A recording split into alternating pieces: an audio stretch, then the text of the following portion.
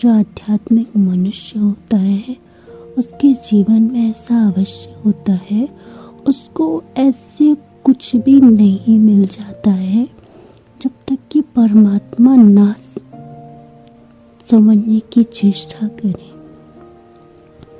क्योंकि परमात्मा की वाणी है ये, और वो ये कह रहे हैं कि जब तक आप ध्यान नहीं करेंगे, अपनी यात्रा को स्वीकार नहीं करेंगे, तब तक मैं आप दोनों का मिलन कदापि नहीं करवा सकता। यही वो कारण है कि आप लंबे समय के लिए बिछड़ जाते हैं।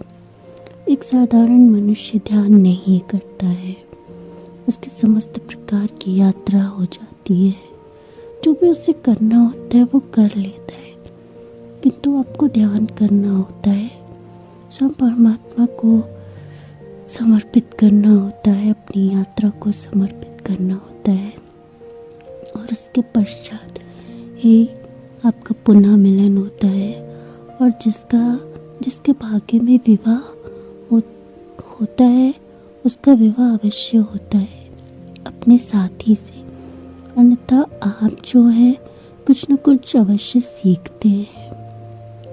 और जैसे कि हमने आपसे पहले भी कहा है, ये संपूर्ण सृष्टि लोक में हम केवल सीखने के उद्देश्य से आते हैं, तो हम केवल सीखते हैं, इसके अलावा हमारा कोई तात्पर्य नहीं होता। क्योंकि जो एक विशेष प्रकार के आत्मिक शरीर रूप पेड़ होते हैं, उन्हें एक विशेष उद्देश्य के लिए सब परमात्मा चुनते हैं, और जब वो एक विशेष उद्देश्य के लिए स्वयं परमात्मा उन्हें चुनते हैं, तो उसका तात्पर्य केवल और केवल परमात्मा द्वारा सिद्ध होता है। अभी आपको नहीं ज्ञात है कि आपको अपने जीवन में क्या करना है, क्यों करना है, जैसे जैसे आप अपनी यात्रा के समीप आते रहते हैं, आपको सर्वस्व ज्ञात हो जाता है, आपको सर्वस्व परमात्मा ज्ञात करवा देते हैं। उन्होंने आपको इस धरती लोक में क्यों भेजा है, इस कारणवश।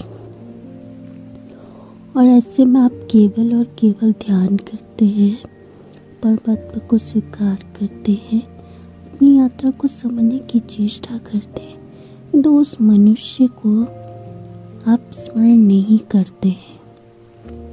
क्यों? क्योंकि यदि आप उस मनुष्य को स्मरण करते हैं तो आपकी ऊर्जा उसको सदैव पहुंच जाती है।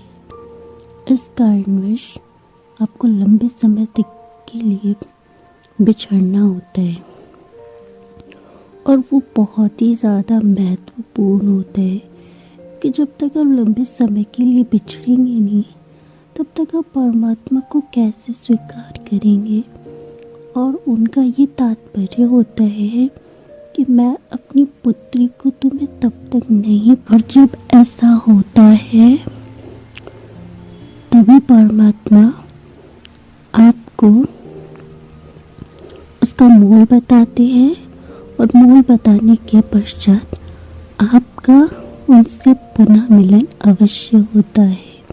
और यही हमारे परमात्मा आपको बताना चाहते हैं कि अभी आपके अंदर यदि कोई भी असमंजसता का भाव है कि मेरा मिलन होगा या नहीं होगा या कब होगा, तो फिर ये सारे भाव जो है आपको नष्ट करने होंगे।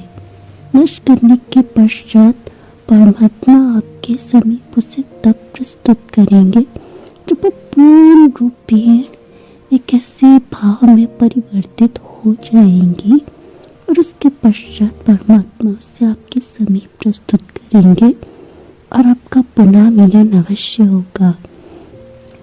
यही हमारे परमात्मा आशीष है, और वो ये कहना चाहते हैं कि अपनी यात्रा पे पूर्ण रूपेण विश्वास रखिए, क्योंकि मैंने यदि तुम्हें बनाया है तो मैं ही तुम्हारा सर्वस्व करता धरता हूँ, और मैं ही तुम्हारा परम पिता हूँ।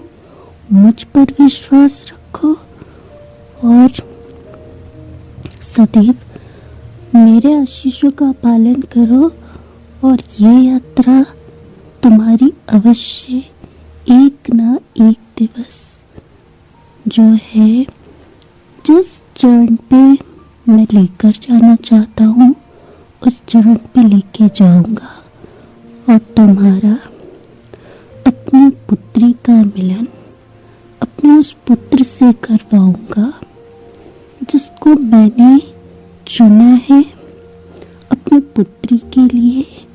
और यही हमारे परमात्मा का आशीर्वाद।